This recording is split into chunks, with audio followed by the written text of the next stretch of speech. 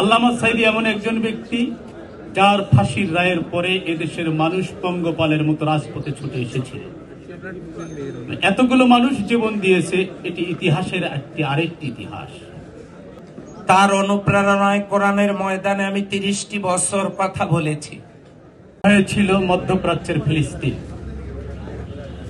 বর্বর ইহুদি ইসরায়েলরা যেভাবে কথায় কথায় নির্মম হত্যাযজ্ঞ পরিচালনা করে ফিলিস্তিনিদের ওপর, সেই দিন মনে হয়েছিল বাংলাদেশে ইসরায়েলি বাহিনীর নির্মম হত্যাকাণ্ড নিরস্ত্র মানুষের ওপর।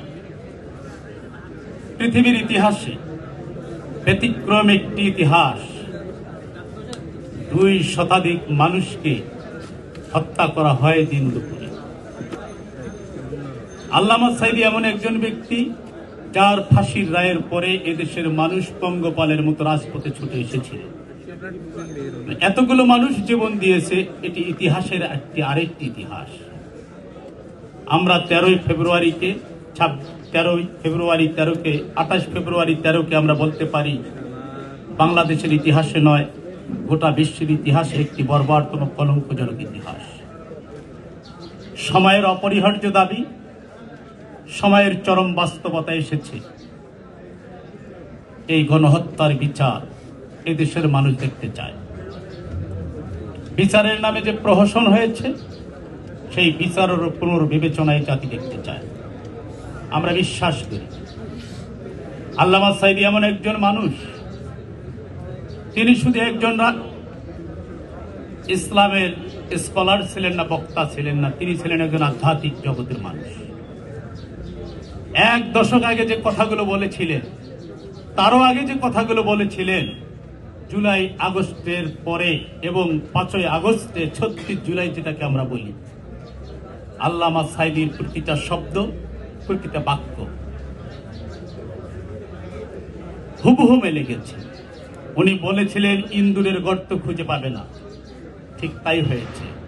উনি বলেছিলেন গাছের গোড়ায় জাতির যখন নাড়া দেবে, মামুবাড়ি দিল্লিতে যেয়ে পড়বা, ঠিক তাই হয়েছে। এই বক্তব্যের সূত্র ধরে নির্দ্বিধায় বলতে পারি, 1 যুগ আগে বক্তব্য তার মুখ থেকে আসলো, 1 যুগ পরে সেটির বাস্তবায়ন আমরা দেখলাম। এ কারণে আমি বলেছি আল্লামা সাঈদী একজন আধ্যাত্মিক জগতের মানুষ ছিলেন। প্রিয় সাংবাদিক বন্ধুগণ, ছাত্রছাত্রী ভাই বোনেরা, 2013 সালের 28 ফেব্রুয়ারি এই গণহত্যার মধ্য দিয়ে, এরপরে শাপলা গণহত্যা, এরপরে ছাত্রদের কোটা আন্দোলন, নিরাপদ সড়ক আন্দোলন, সর্বশেষ জুলাই আগস্টের গণ অভ্যুত্থান।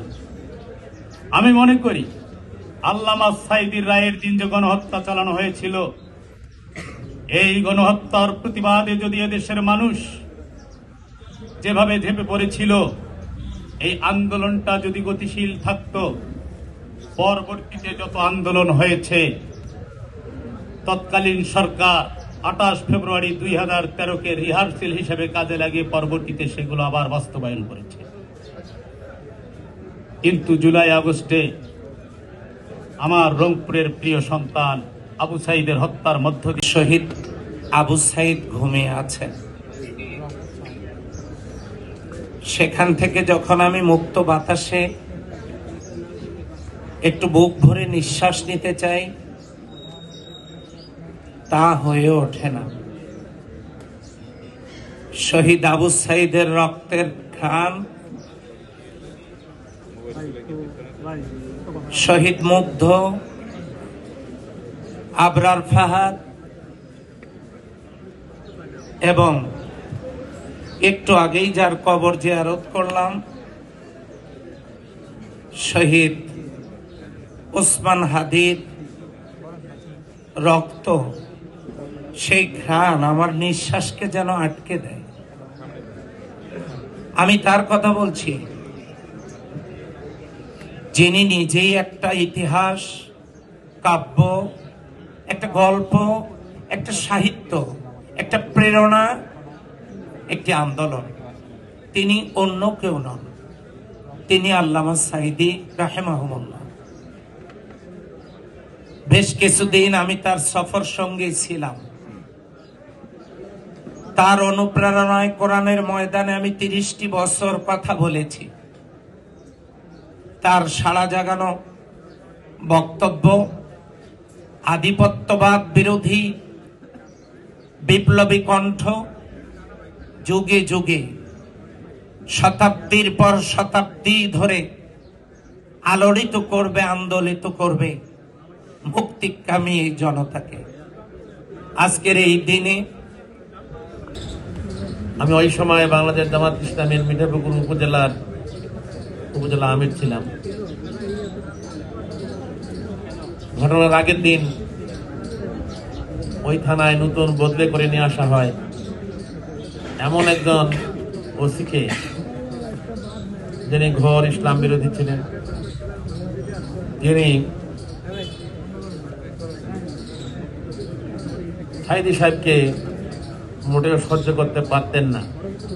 এরকম একজন ব্যক্তিকে বাছাই করে নিয়ে আসা হয় ঘটনার আগের দিন সন্ধ্যাবেলায়।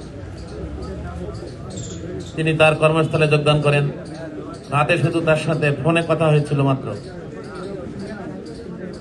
সশরীরে দেখা হওয়ার সুযোগ হয়নি।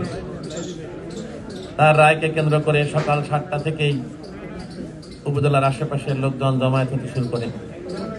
কিন্তু আমরা লক্ষ্য করলাম 7টার সময় থেকেই পুলিশ গণহারে লোকজনকে গ্রেপ্তার করা শুরু করলো বিভিন্ন রাস্তার মোড়ে মোড়ে। আমরা প্রশাসনের সঙ্গে বারবার যোগাযোগ করেও অল্প কিছু ব্যক্তিকে ছাড়াই নিতে পেরেছি। তারপরে তারা 22 জন ব্যক্তিকে আটক দিল, বলল হরতাল শেষে তাদেরকে তারা ছেড়ে দেবেন। লোকজন অধীর আগ্রহ অপেক্ষা করছিলেন কি রায় হবে, উদ্বেগ উৎকণ্ঠার মধ্য দিয়েছিলেন সবাই। আল্লামা দেলাওয়ার হোসেন সাইদি সাহেবের ডিফেন্স টিমের একজন সদস্য ছিলাম। কেবল আমার বন্ধু যে কথাটি বললেন মীর আহমেদ বিন কাসেম, যে রায় রিসিভ করতে সেদিন যারা গিয়েছিলেন আমি তাদের মধ্যে একজন ছিলাম। আমরা অল্প কয়েকজন জুনিয়র সদস্য সেদিন ট্রাইব্যুনালে উপস্থিত ছিলাম, যেদিন ওনার বিরুদ্ধে মৃত্যুদণ্ডের রায় পড়ে শোনানো হয়েছিল এবং রায় শুনে উনি আল্লাহর একটি কালাম তেলাওয়াত করে এই রায়ের প্রতিবাদ করেছেন। তারপরে আস্তে আস্তে কি হয়েছিল আপনারা এটা জানেন। ছোট্ট করে দু একটি গল্প বলতে চাই। ওনাকে যেদিন প্রথম এই ধানমন্ডি সেফ হাউসে ওনাকে জিজ্ঞাসাবাদের জন্য আনা হলো, তখন আমরা সকলেই সেই সেফ হাউসের বাইরে উপস্থিত ছিলাম। মোমিন ভাই ছিলেন, রহমান ভাই ছিলেন, সকলেই ছিলাম। ওনাকে একটি অফারই করা হয়েছিল তখন সরকারের পক্ষ থেকে, সেটি হলো আপনি স্বীকার করেন যে আপনি এই অপরাধের সাথে জড়িত এবং আপনার সাথে যারা আছে তারা সকলেই এই অপরাধের সাথে জড়িত। উনি দ্ব্যর্থহীন ভাষায় এটাকে অস্বীকৃতি জ্ঞাপন করেছিলেন যে আমি একটি মিথ্যা আমার মুখ থেকে বের হবে না এবং যে অভিযোগ আমার বিরুদ্ধে আনা হয়েছে এগুলো সম্পূর্ণ অসত্য। এই কথাটি কেন বলছি সেটা হলো যে ইনভেস্টিগেশন এজেন্সি বা প্রসিকিউশনের পক্ষ থেকে সবসময় চেষ্টা করা হয় যে অপরাধের সাথে যারা জড়িত তাদের পক্ষ থেকে এই অপরাধটাকে স্বীকার করানো। এটা হলো ক্রিমিনাল জুরিসপ্রুডেন্সের সবচেয়ে বড় এভিডেন্স হয়, যেটা আমরা প্রসিকিউশনে আসার পরেও এটা আমরা চেষ্টা করেছি। এটা সাধারণত প্রসিকিউশনের পক্ষ থেকে এই অফারটা আসে, ইনভেস্টিগেশন এজেন্সির পক্ষ থেকে অফারটা আসে এবং আসামিরা এটি যদি সত্য হয়, উনি মনে করেন যে হ্যাঁ এই অপরাধটা সংঘটিত হয়েছে, উনি তার অপরাধের কারণে অনুতপ্ত, তখন উনি এটা স্বীকার করেন। আল্লামা দেলাওয়ার হোসেন সাইদি এই অপরাধের সাথে জড়িত ছিলেন না বলেই তিনি অস্বীকার করেছেন। আপনারা দুটি ঘটনাকে কম্পেয়ার করেন। খুব রিসেন্টলি ঘটে যাওয়া জুলাই গণঅভ্যুত্থানে যে মানবতা বিরোধী অপরাধ সংঘটিত হয়েছে, সেই ঘটনায় একজন আসামি শেখ হাসিনার মৃত্যুদণ্ড হয়েছে। সেই মামলার সাথে আপনারা যদি আল্লামা দেলাওয়ার হোসেন সাইদি সাহেবের মামলার তুলনা করেন, দেখেন একজনের মৃত্যুদণ্ড হওয়ার পরে সমগ্র দেশবাসী খুশি হয়েছে এবং তার দলীয় নেতাকর্মীরা সেদিন চুপসে গেছে। আরেকজনের মৃত্যুদণ্ডের রায় শোনার সাথে সাথে মানুষ অকাতরে প্রাণ বিলিয়ে দিয়েছেন রাস্তায়, যে কিছু তো করতে পারবো না, অন্তত নিজের জীবনটা দিয়ে দিই। প্রায় 2 শতাধিক অথবা তার কিছু কম মানুষ রাস্তায় তাদের প্রাণ দিয়ে দিল একটা মানুষের মৃত্যুদণ্ড শুধু রায় হয়েছে তার প্রতিবাদে। শুধু রায় হয়েছে, এটা কার্যকরও হয় নাই, সেটার অ্যাপিল রয়েছিল, আরো অনেকগুলো ফর্ম, শুধু রায় হয়েছে তার প্রতিবাদে। কতটুকু জনপ্রিয়, কতখানি অবিচার হয়েছিল বলে মর্মে মানুষের কাছে প্রতীয়মান হয়েছে। একজন সাক্ষী যার ভাইকে হত্যা করা হয়েছে, যার ভাইকে 71 সালে সাইদি সাহেব হত্যা করেছেন মর্মে অভিযোগ এসেছে, তিনি এসেছেন সাক্ষ্য দিতে যে আমার ভাইকে উনি হত্যা করেননি, আমার ভাইকে যে হত্যা করেছে সেটা বলার জন্য উনি ট্রাইব্যুনালের গেটে এসেছেন। সেখান থেকে তাকে কিডন্যাপ করে নিয়ে যাওয়া হলো, ডিফেন্স টিমের গাড়ির মধ্য থেকে কিডন্যাপ করে নিয়ে যাওয়া হলো। যে সেখানে সিসি ক্যামেরা ছিল, তখন কোর্ট চলমান, এজলাসে বিচারপতি বসা আছে। এই সময় বিচারপতির কাছে গিয়ে বলা হলো যে আপনার কোর্ট প্রিমিসেসে, যেটা আপনার এখতিয়ারভুক্ত, সেখান থেকে এই মামলার একজন সাক্ষীকে কিডন্যাপ করে নিয়ে যাওয়া হয়েছে আইন শৃঙ্খলা বাহিনীর মাধ্যমে। সিসিটিভি ফুটেজ আছে, আপনি এটা একটু দেখেন। উনি দেখলেন না, উনি কোনো অ্যান্সার দিলেন না। তাকে পাওয়া গেল ভারতের কারাগারে।